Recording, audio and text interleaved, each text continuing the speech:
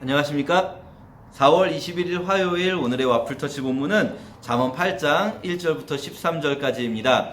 어제 본문에서 음란한 여인의 속삭임을 들었다면 오늘은 지혜의 외침을 듣게 됩니다. 음란한 여인은 속삭이지만 지혜는 광장과 사거리에 성문 입구와 출입문 곁에서 외칩니다. 자, 이것은 무엇을 보여주냐면요. 이 지혜라는 여인을 통해서 실제 지혜의 속성을 보여주는데 지혜는 모두 공개되어 있다는 거예요. 지혜는요, 막 어디 감추어져 있지 않습니다. 지혜는 우리가 모르는 게 아니에요. 지혜는 모두가 들을 수 있는 곳에 다 이미 있습니다. 우리는 몰라서 선을 행하지 못하는 게 결코 아니에요.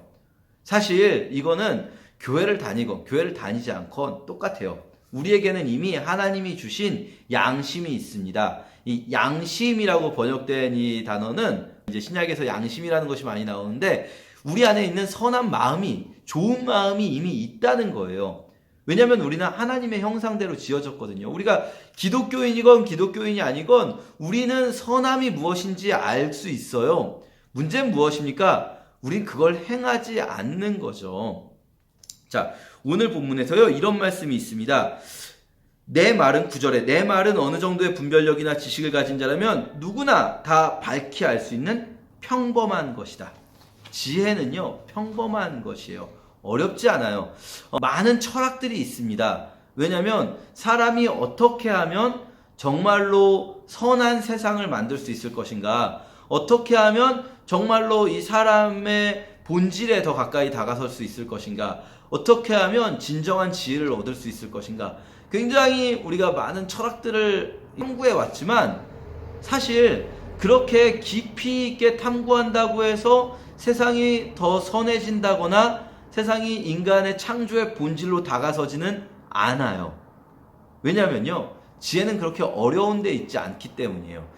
이건 사실 이미 율법에서도 말씀해 주시는데요. 율법의 진리의 핵심은 신명기에 나오는 말씀이죠. 멀리 어디 땅끝이나 하늘끝이나 바다 끝에 있는 것이 아닙니다. 이미 우리 곁에 있는 것이에요. 우린 다 알고 있어요. 평범한 것입니다. 무엇이겠습니까?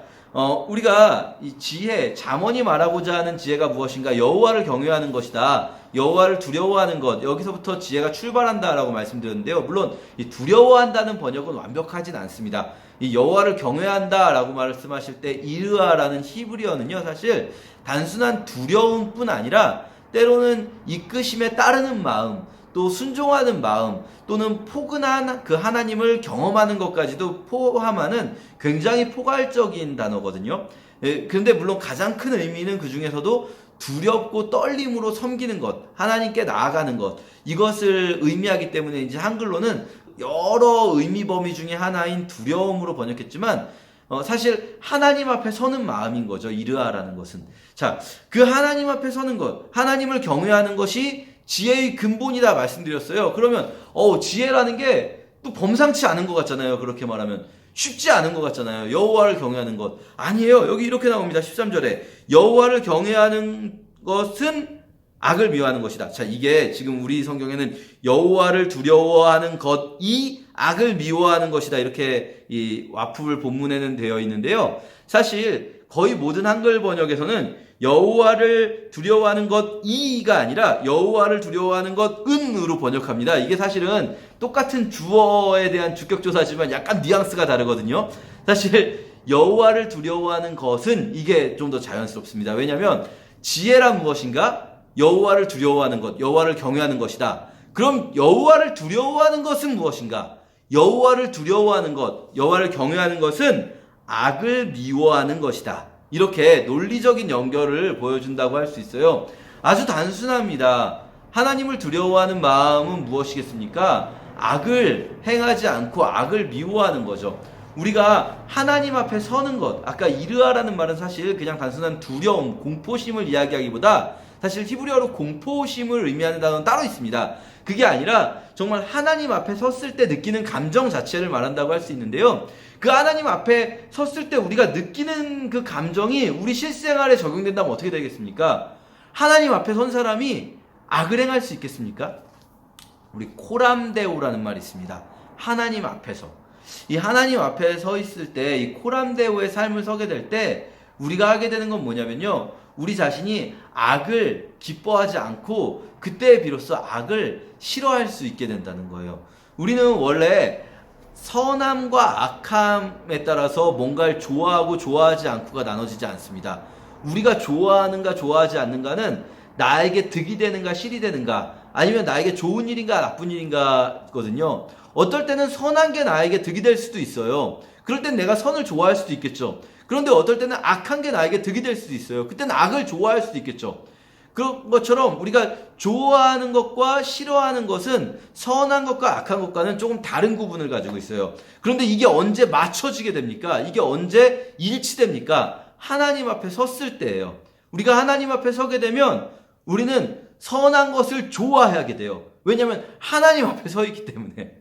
우리가 하나님 앞에 서 있으면 우리는 악한 것을 싫어하게 돼요. 왜냐하면 하나님이 뭘 좋아하고 싫어하는지 우리가 알기 때문에 그렇습니다. 하나님 앞에 선다면 하나님이 뭘 좋아하는지 아니까, 마치 우리가 굉장히 지위가 높은 분 앞에 서게 되면 그분이 좋아하는 걸 우리가 좋아하는 척이라도 해야 되잖아요. 그렇죠? 막 좋아해야 되잖아요.